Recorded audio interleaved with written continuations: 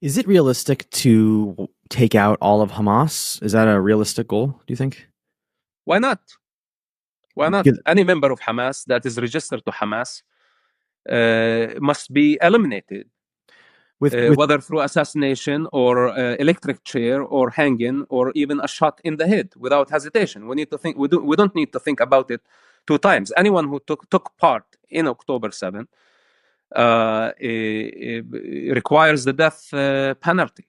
We have no other choice around it. And I think if the world was not complicit and given Hamas a lifeline, Hamas would be over by now. Now, if you're asking me as Hamas is an idea or ideology, at some point Nazism was an ideology, and it ended up in the head of a dead man. And Nazism was reduced to ashes. So Hamas is no different. Islamists are no different. Islam is no different. All these violent ideologies must be reduced and destroyed. You mentioned Islam. Can I ask you a question about Islam? So my understanding, Mosab, and you can correct me, is that your stance, you are actually let me not speak for you. I do have a question about your view on Islam, but let me first ask you, what is your view on Islam? As someone who grew up in a Muslim family, I was conditioned to be a Muslim. Later on, I went to a Sharia school. I studied Islam. I memorized huge portions of the Quran. I read the Quran on a regular basis. I studied classic Arabic to understand the language of the Quran. I spent most of my childhood and up to my mid-20s in that environment. Islam is not a religion of peace, bottom line. And this is not according to one sect. This is according to the Quran itself. And all the Islamic sects, denominations, follow a major book, and that's Quran. And Quran in itself is not peaceful. The God of the Quran, Allah, is not peaceful. He's a very violent God. He's not tolerant. He hates the Jewish people. He hates the non-Muslims. And he gives the authority to the Muslims to punish the non-Muslims if they don't obey Allah, to function as the sword of Allah on earth.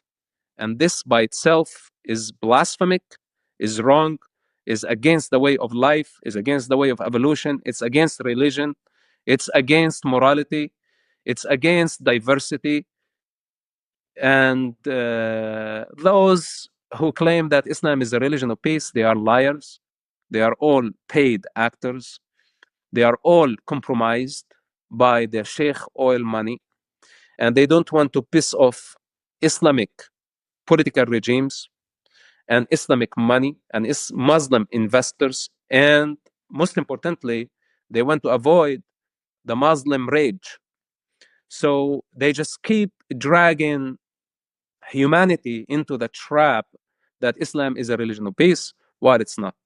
So as someone who know the Quran very well, so the people cannot be mistaken, say, okay, this is your Islam, or this is your sect, or this is your denomination. I tell them, rest, take a seat, and listen. The Quran itself has a problem. Allah himself has a problem. And if we want to deal with the Islamic violence, then we need to deal with the root cause of this problem, and it resides in the Quran itself. What about the millions of Muslims across the world who do not engage in jihad and who are peaceful? Then they are not Muslims.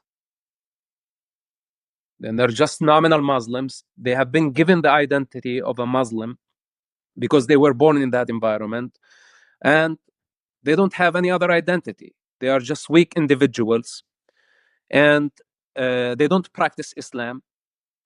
According to Allah, they are going to hell. But for some reason, they just keep clinging and hanging on this identity, Muslims.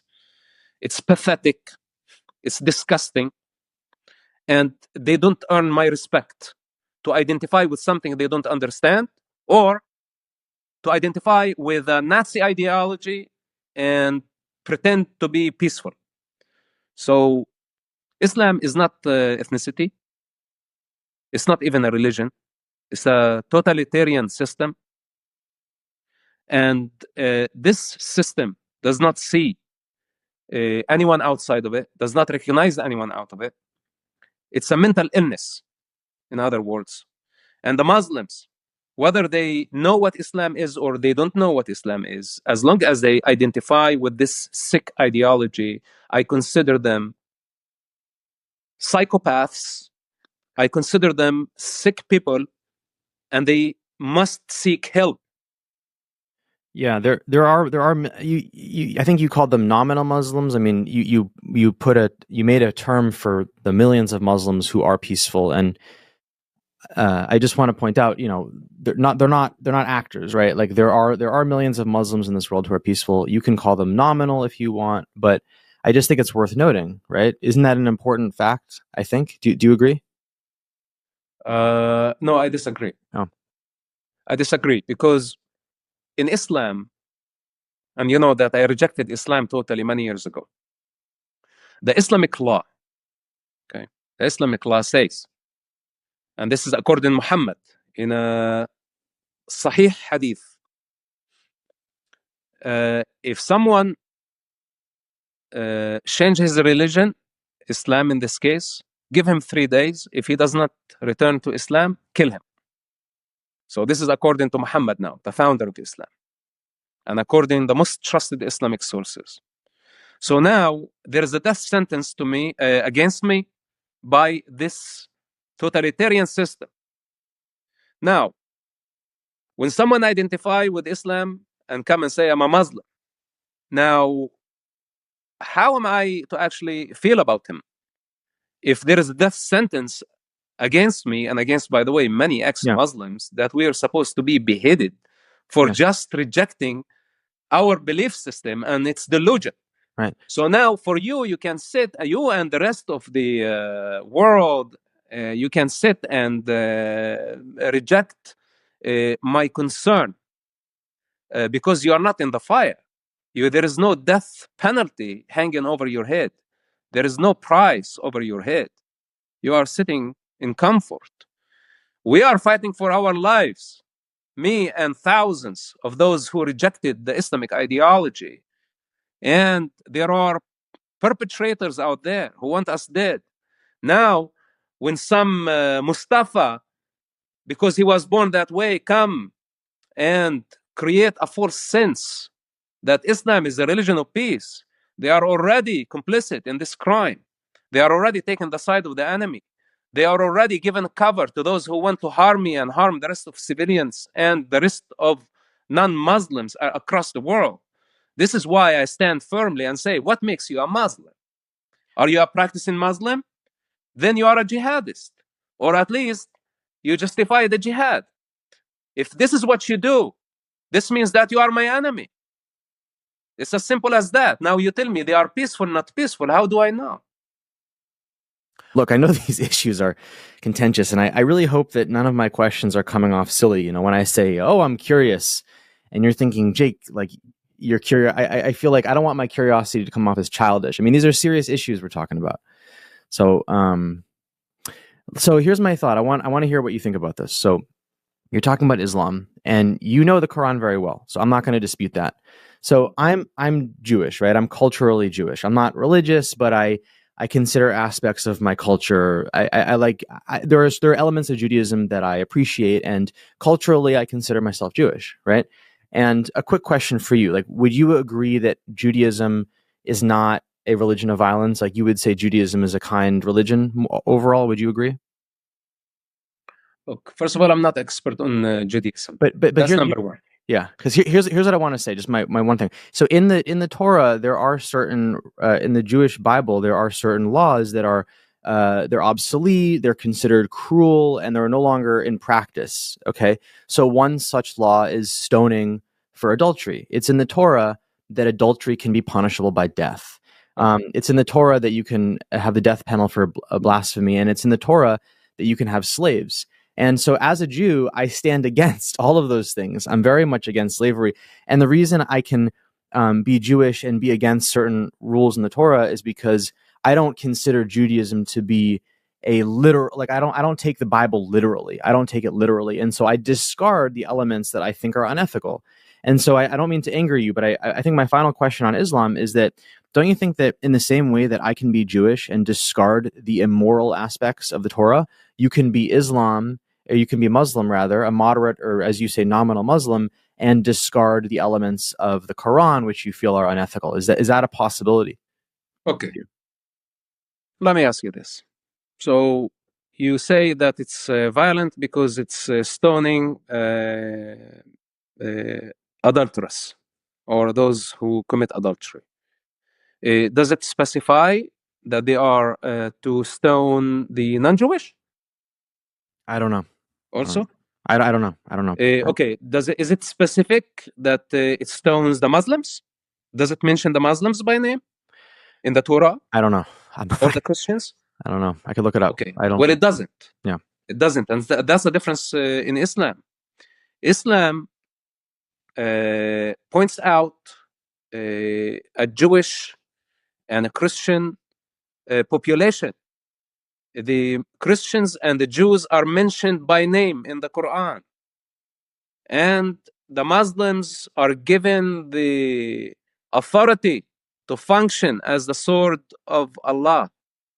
So the violent verses that you say, they're coming from the Stone Age, and Judaism has reformed thousands of years ago. And look at Israel today. It's a secular society, even though there are people who believe in the Stone Age ideologies. The majority of the Jewish people disagree with barbarism and savagery. Now, the Holy Scripture, the Bible, is not the highest authority of the state of Israel or of the Jewish people. It's the Jewish intelligence that understand the essence and understand the distance, the space and time. And it's proving that the Jewish people don't practice savagery. Like, bring me one evidence that a Jewish crowd or mob that stoned a woman for committing adultery in public, and that was praised by the Jewish people. It's impossible. You cannot find any evidence of that. But you will find it in Pakistan, you will find it in Saudi Arabia, you will find it in many other Islamic societies. Then the Muslims, when you talk about adultery, this is a punishment system that is targeting one society. It's written for the Jewish people. If a Jewish person, let's say, sin in a certain way, there is a punishment. It's for the community, the Jewish community. It's not a law that applies for the non-Jews. So the Muslims think that they have the right to punish the non-Muslims, to go invade and force people to worship Allah. And if they disobey, they have the right to kill them. This is what they did for 1400 years already. And they are demonstrating that through jihad, which is a unique concept only to Islam. There is no such thing as jihad in Judaism. There is self-defense. This is understandable. The use of force is understandable. But to go and try to conquer the globe and create a global Jewish state, this does not exist in Judaism. So I am not concerned of scripture that was written from the beginning of time. I am concerned of a scripture that is still active and people act on it by killing and kidnapping and justifying all type of barbarism. And that's only existing in Islam. And this is why we have in all this Islamic global chaos. So both cannot be compared.